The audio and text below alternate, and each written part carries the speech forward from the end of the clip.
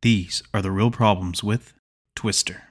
Nothing else in nature It's starting to turn! can match its raw power. Get out of there! Its brute force, its howling intensity, Come on! its uncontrollable fury. On May 10th, It's coming! the producers of Jurassic Park and the director of Speed bring you face to face with Twister. Rated PG-13. Starts Friday, May 10th. Twister was released on May 10th, 1996, and it had a bit of notoriety in the sense that it was produced and distributed by two major motion picture companies, that being Warner Brothers and Universal Pictures. Now, companies like that didn't typically work together in unison. It rarely happens. I mean, I guess it happens more commonly nowadays with Disney pretty much buying up production companies, but back in the 80s and 90s, it was almost unheard of for two rival companies to come together like that. And I think that their conduit, their linchpin, was Steven Spielberg, because he brought in Amblin Entertainment, because Spielberg had a good working relationship with Warner Brothers and Universal Pictures, and they wanted to pretty much split the bill in half of the production costs, because this movie was going to cost a pretty penny. The budget wound up being around $96 million, and for 1996 and inflation, that's adjusted to about $300 million today. And it was quite a bit because of the CGI that they were going to be using in this movie. Far advanced, and it was improving upon everything that Spielberg had been working with in Jurassic Park just 3 years prior to that. The advancements of this were so far ahead of its time that they really rushed production, because the CGI company working on this released I guess it's like a 5-second teaser clip of a farming truck just falling apart and the wheel coming through the window. It was one of the most popular shots of the entire movie, and it doesn't even make it into the final picture. It was just used to basically show what Amblin Entertainment was cooking up as far as the CGI was going. Actually, everything in the pre-production of this movie went so smoothly, it was almost unprecedented. You know, having Spielberg and his company overseeing the project kept things well on schedule. The film was working off of a script from Michael Crichton, who was riding on a wave of success, like I said, from Jurassic Park. He actually was writing this original story based on some storm chasers that he had met and was really interested in their work. So he decided to co-opt this script with Anne-Marie Martin, with the full-on expectation of Steven Spielberg to direct the film himself. Now, Spielberg was running around a couple of ideas that he wanted to do, and he didn't commit to the filming schedule of this movie. So he started to look around for some people that he could potentially have sit in his seat as the director. And he actually had some pretty big names in terms of who he wanted to direct the film. Some of those directors that he considered were actually very popular filmmakers in their own right, such as James Cameron, Tim Burton, and Robert Zemeckis, all of which he had had a pretty good relationship with. But all three of them were actually currently in their own phase of development for their own pictures, so they couldn't commit to the schedule. He did settle on a director who was coming off of the successful 1994 action movie, and one of my personal favorites, Speed. Now, this was mostly known to be a cinematographer, director Jan de Bont. Now, Jan de Bont came in here, he had a meeting with Spielberg, and he described what he would say the tornado or the twisters as being monsters, basically dark clouded monsters. And I think that really triggered the imagination of Spielberg. And I think he really appreciated how de Bont was describing this, almost bringing like a grim fairy tale type quality to the story. So he immediately got the job. Now back to Michael Crichton real quick. Him and his wife, I forgot to mention that Anne-Marie Martin, his co-writer, was also his wife. They were paid $2.5 million for the screenplay, which started being written as early as January 1994. Now, Crichton said that the two bases from the script were a PBS documentary about storm chasers and the plot of a romantic comedy, His Girl Friday, the classic comedy film, His Girl Friday, where a newspaper editor and his ex, who are engaged to another man, do one last job together, which basically put the relationship aspect of the story in play. And it kind of comes off comical, which is why it was written that way. Two screenwriters would later sue the studio, claiming Twister was taken from their ideas. Now, that man was Daniel Perkins, whose script Tornado Chasers dealt with the military harnessing tornadoes as weapons and settled for an undisclosed amount. And Stephen B. Kessler was the author of a script about storm chasers in Oklahoma. His film was entitled Catch the Wind. Both cases were eventually dismissed. It also should be noted that famed sci-fi filmmaker and TV producer Joss Whedon actually came in and did some touch-ups on the script to kind of make it a little bit lighter, because Crichton had it pretty dark at times, and Spielberg sometimes was about the darkness, but he also was about the light as well. He liked to mix both things, unless it was one of his World War II dramas, because those are all pretty dark and heavy. But his more budget-friendly blockbuster type movies had to have a bit of brevity to them. I mean, they had a bit of humor, which is why Joss Whedon was brought in to rewrite some of the script. Now that DeBont had his crew ready to go, it was just left for him to cast the movie. And Helen Hunt was actually DeBont's first choice to play Joe Harding. And while the studio was reluctant because of her lack of big movie roles, he considered her a great actress and that he felt like she could deliver the physical demands of the role. Helen Hunt was initially uninterested herself. She declared, as I quote, "I just don't know what I could really contribute acting-wise," but then changed her mind after having lunch with DeBont and Spielberg. She even quoted as saying, "You can't just go into Steven Spielberg's office and tell the guy no. It's Steven Spielberg, and with his creative genius, you know that he would have something a lot more than what you probably had preconceived in your mind." Hunt accepted the role following that meeting. Now, the other important casting note was that of Bill Harding, the co-lead of the film, and Tom Hanks actually was brought in to read for the role, and Tom Hanks was really interested in doing it, especially if he thought Zemeckis was going to be directing the film. He had just come off of working with Zemeckis on Forrest Gump, so he thought that cohesiveness would have worked, and this is a project unlike anything they had ever done before. But Tom Hanks was unavailable at the time, and he did suggest Apollo 13 co-star Bill Paxton. Now, Bill Paxton, being a native of Fort Worth, Texas, grew up in Tornado Alley, and he suggested the film to him, as Paxton was unaware of it being in production. So Paxton came down, met with Jan de Bont. Jan de Bont really loved his blue-collar-like attitude about things. He just felt like an everyday type of guy, but also seemed like he was intelligent enough to carry this particular part. Once he had Paxton and Hunt on board, everything just fell into place in terms of the rest of the cast. And what's funny enough is Philip Seymour Hoffman was actually the very last person to be casted for the movie. As a matter of fact, he was casted 1 week before filming started. Hoffman, the consummate professional that he was, it was just a testament of his ability to rehearse and learn all of his lines in less than a week, which he did. Now pre-production was over, everything is ready to begin. As I had stated earlier, everything with this film in pre-production was going smoothly, and of course that wouldn't be the case going into production because otherwise this wouldn't even be an episode of this podcast. To start off, Jan de Bont decided that he wanted to film in Oklahoma. He wanted to film on location because, of course, the natural terrain, the way that everything looks is just more authentic. Initially, they were going to shoot on some sound stages and outside of California, but it didn't really create that Midwestern look and feel that they were actually going for. On location there in Waukita, they decided to film there, weather permitted. Within a few weeks of production, just a few weeks, everything was going okay until a national headline transpired. While filming in Oklahoma, they were briefly delayed due to the bombing of the Alfred P. Murrah Federal Building in Oklahoma City on April 19, 1995. The Oklahoma City bombing, as it has effectively been known as. Now, many of the crew went to the site to help with the recovery efforts because this was a national crisis, and they felt that some of the set designers and prop masters, a lot of these people were really good with handiwork, with tools, so they decided to stop production and allowed the crew to go down there. The Oklahoma City bombing, for those that don't know, was a domestic terrorist truck bombing of the Alfred P. Murrah Federal Building. On April 19, 1995, the second anniversary of the end to the Waco siege, which is something that you should definitely look up if you don't know about it. The bombing was the deadliest act of terrorism in the United States history before the September 11 attacks in 2001, and it remains the deadliest act of domestic terrorism in United States history. It was perpetrated by anti-government extremists Timothy McVeigh and Terry Nichols. The bombing occurred at 9:02 a.m. and killed 168 people, injured 680, and destroyed more than one-third of the building, which had to be demolished. The blast destroyed or damaged 324 other buildings and caused an estimated $652 million worth of damage.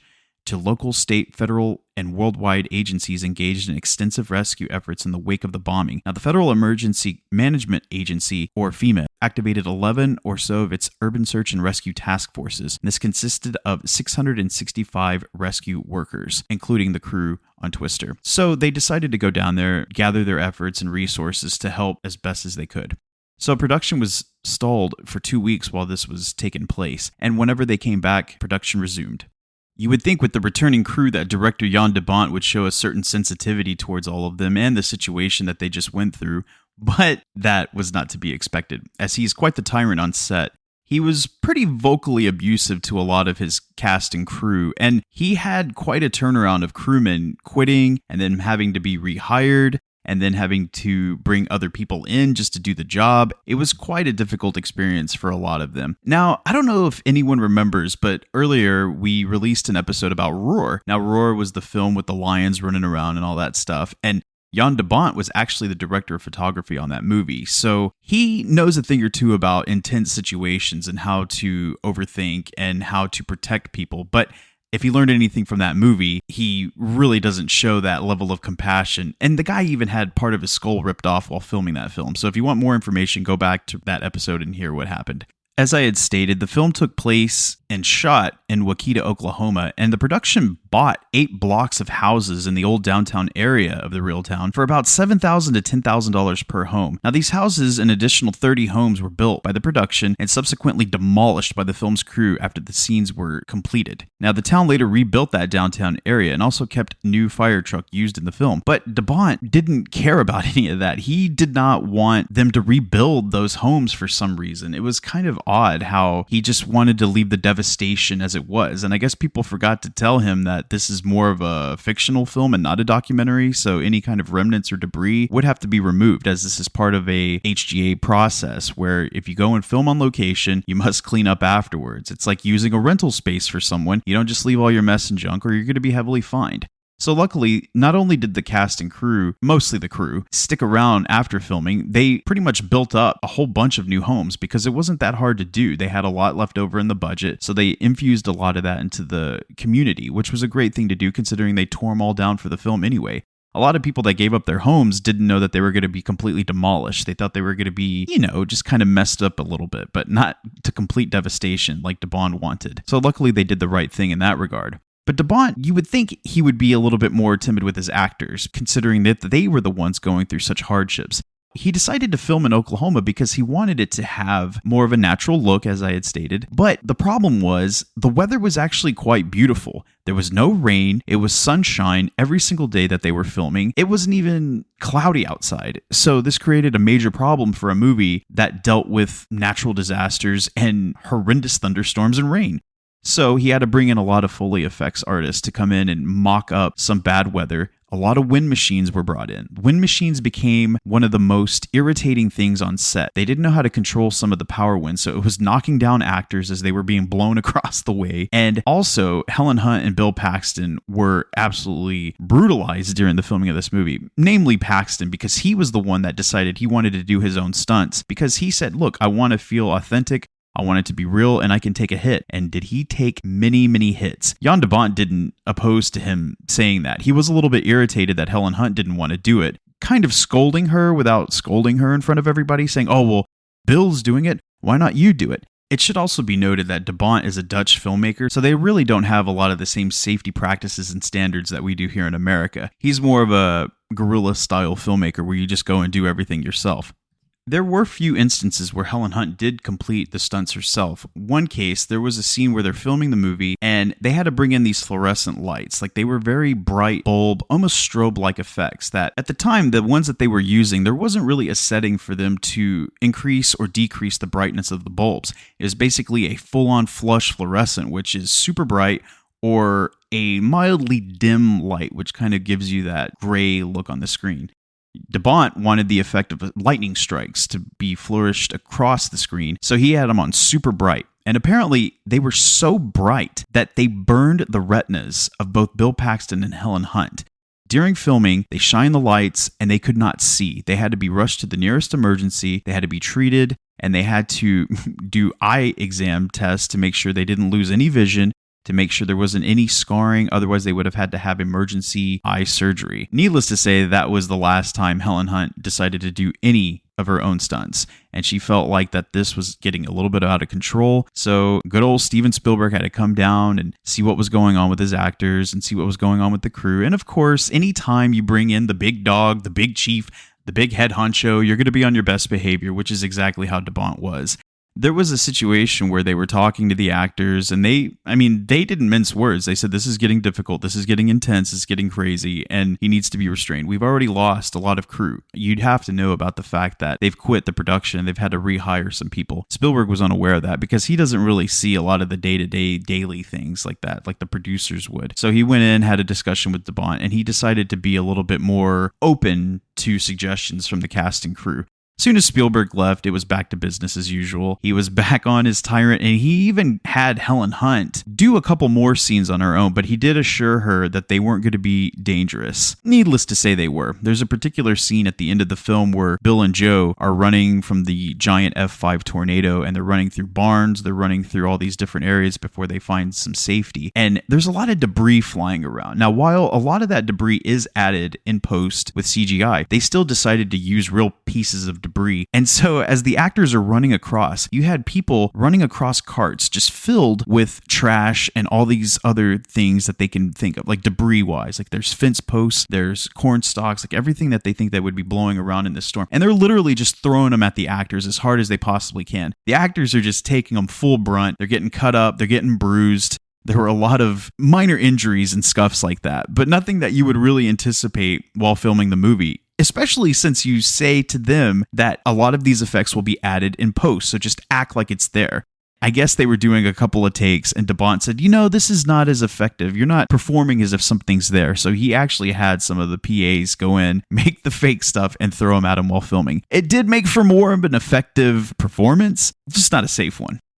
Now, I want to play some archival footage that I had found with some interviews that the cast had done around the premiere of the film. The first one includes Helen Hunt on the Bobby Wygant show from 1996, explaining her experiences while filming this movie.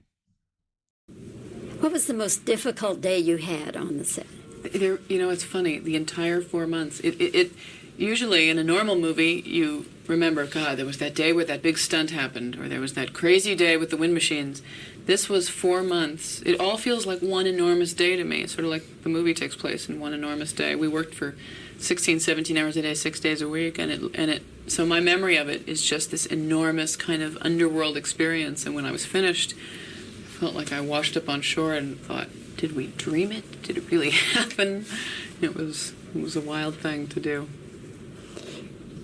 The effects are just so amazing. They're totally amazing. But some of the storms were real. You were out there in some real storms, weren't you? Yeah. I think the trickiest part were the lightning storms, because we're working with electrical equipment, under the biggest lightning storms, certainly in the country, if not in the world, during tornado season. So we had a weatherman full-time keeping his eye on it. When the storms would get too close, we'd pack everything in, and it was wild.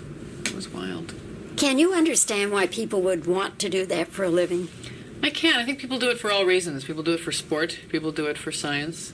People do it because it's like a calling. And I do. I mean, there are people that think acting is an insane profession, and it's like, it may be insane, but it's what I do. So I absolutely understand it.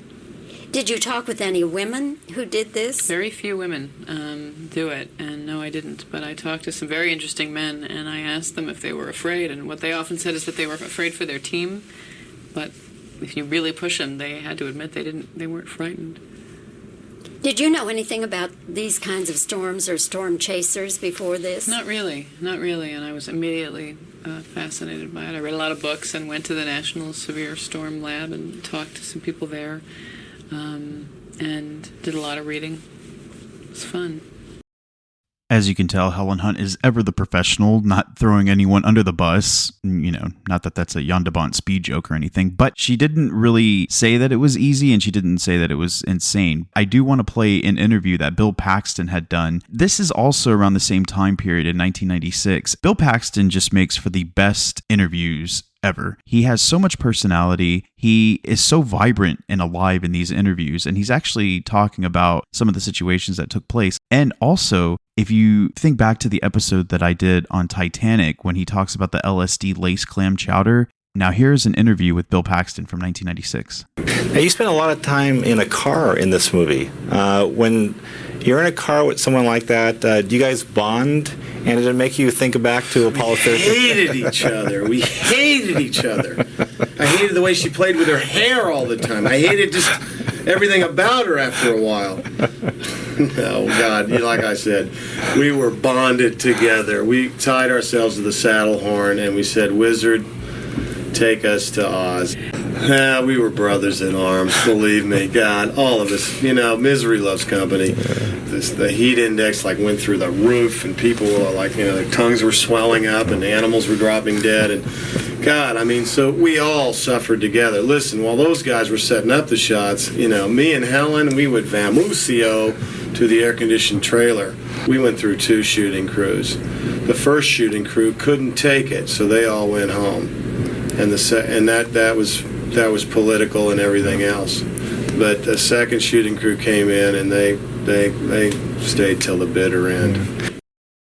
Now, I usually don't play this many clips on an episode, but I can't help it. I found so many things and so many interviews in the archives that I just had to share more, and it's one of my favorite movies, so I just couldn't help myself. This is actually an interview that Bill Paxton had done around 2011 when he was promoting his HBO series Big Love, and he goes into detail about the retinas and the lights that were used on the stage. And we started out in northern Oklahoma, and then we went to Iowa, and then we came back and finished in central Oklahoma. And when we got to Iowa, it was when the heat index went to like 120 in July, and people in Chicago, old people were dying, and cattle were dying of heat prostrate, and so the sun had all come out. So we needed dark skies. So in order to get the exposure inside the cab, they had to blow so much light into that cab to make it seem so much brighter than the exterior bright sky, so that on film, this is very complicated. It's very simple. Film would go down. Well, the HMIs had so much ultraviolet. These were lights that are usually kept about 200 feet away from the actors. Well, they were 6 feet away from us. And so we started, I remember going into my room that night, and I couldn't really see any detail in the room. The light was kind of low, but it was really weird. And Helen had the same problem. We realized we were just getting too much exposure. We were actually sunburning your eyes. I mean, you can do it if you're water skiing all day off the lake or something. So you're giving your life for your craft. Well, I mean, hey, we didn't know it. Then they fixed it. They dropped a piece of plexiglass that kind of neutralized the Did you ever want to see one of those things? Always. Everybody who's never seen one would do anything to see one. Everybody who's seen one, for the most part, never wants to see another one. To be up close to one of these things is truly a terrifying experience. You are so insignificant in the face of one of these things. Now for my final archival interview, I promise. This was an interview that Helen Hunt had done on the Kelly Clarkson show just recently, and I was looking for something that was a little bit more current so that the actress could have a bit of a retrospective perspective on the movie itself. Now, here is Kelly Clarkson fangirling out about Twister. I have to say, I know you're laughing at this movie, the reference, but Twister, I love so much, and I'm from Texas. Oh. So Oklahomans in Texas really identify with that film. Yeah. But is it true that, when y'all shot that, it was sunny the whole time? It is true. The poor director, How did he do that? So he blasted a lot of light in our faces. Oh. And then took the film, that was been a while, and turned it all gray. But it was, I think if you prepare for that giant movie, get there and the sun is shining, you're pretty bummed out. Yeah, I mean, that's not motivating. No. For your role. But they made up for that by beating the crap out of us. I mean, it was before computer animation was so CGI, great. So there was just guys, there was a giant fan and guys with just piles of stuff that they would put in front of the fan that would then fly onto us. But you almost didn't take the role at first, right? In what movie? In Twister? Oh, yeah, I don't know. It seemed like probably the tornado's the star of this movie, and what's the part, good is the part going to be? And then I got taken to a fancy lunch where Steven Spielberg said, please do it. And I said, okay. Oh my God, because when he asked, you do it. Yeah, and they picked great actors. There's wonderful actors in it, so that director's smart that way. He knows to make a big movie with good actors.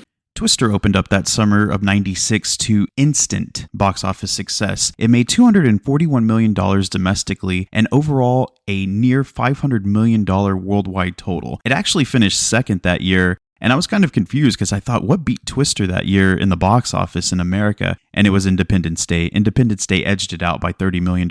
I tend to forget how massive that movie was at the box office, but Twister definitely held its own. A couple of closing notes on the movie. There was a lot of issues with the mixing of the film. They had a very loud bass, and the bass-heavy surround channel was notorious for destroying surround speakers in theaters worldwide because they didn't tell them about how loud the mix was. So whenever movie theaters were playing the film, they forgot to adjust their surround sound channels, and the sound was so loud that it was blowing out their speakers.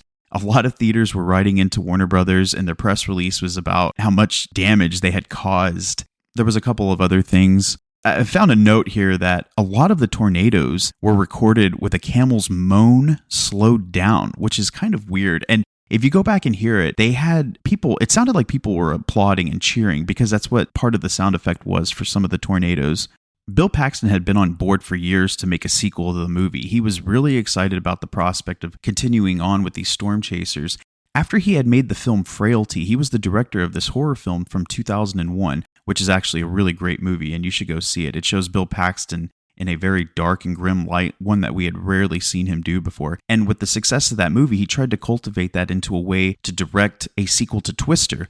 He even approached the studio and says, hey, we can make this based on a real story, a real life event that happened, a tornado that tore through a town and it completely devastated an entire city. And what he wanted to do was take it real serious. He wanted to make an R-rated Twister sequel, and he even enlisted the help of James Cameron to come in and help fine-tune his script. And when he approached it to the studio said, no, that's too grim. Twister has already been established as a more PG-13 oriented film. It's not necessarily for families, but it's one that you could bring your family to. But if you make a very hard and gory tornado movie, we don't really think we can greenlight that. So we never got to see this untitled, unknown Twister sequel that Bill Paxton wanted to direct, which is a crying shame. And considering he's no longer around to further produce it, we're never going to see it. One thing of note that I wanted to share is that after Bill Paxton died in 2017, the Spotter Network choreographed 200 storm chasers to spell out BP, Bill Paxton's initials, with their GPS tracker blips on a radar display to honor him.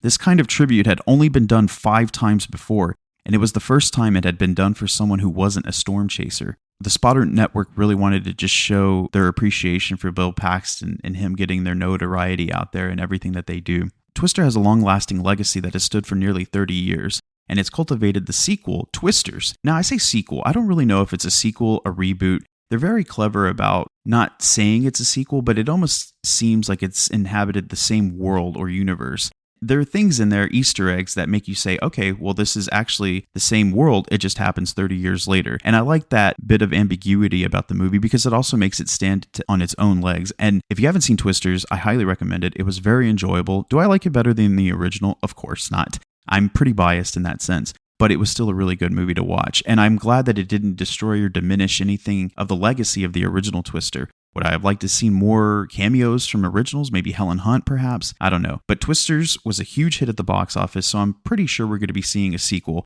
and hopefully Helen Hunt will return for that.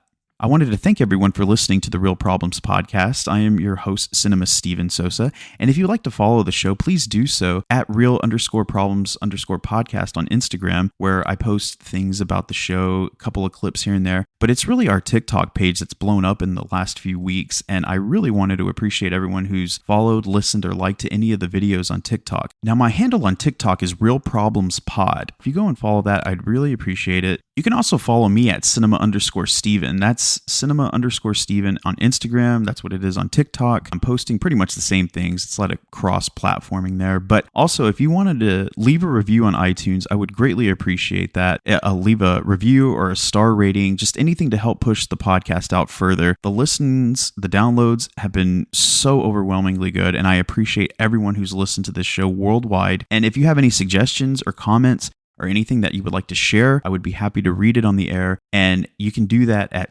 realproblemspodcast@gmail.com. I'm taking the time to read all your letters, comments, messages, anything. I appreciate everyone who has listened to the show so far. We have a couple more episodes that we're working on. I apologize for not getting these things out weekly. The whole process of making sure that I have all the correct information and everything takes a little bit of time, and I don't want to put anything out there that's false or misunderstood, but that's what I have you listeners for. If you want to fact check me, I've got no pride issues. I'll be happy to say that I was wrong about something, especially about a movie, because I don't want to put out any false information about a film, especially some that are so cherished to a lot of you listeners. And again, thank you for listening, and that's a wrap.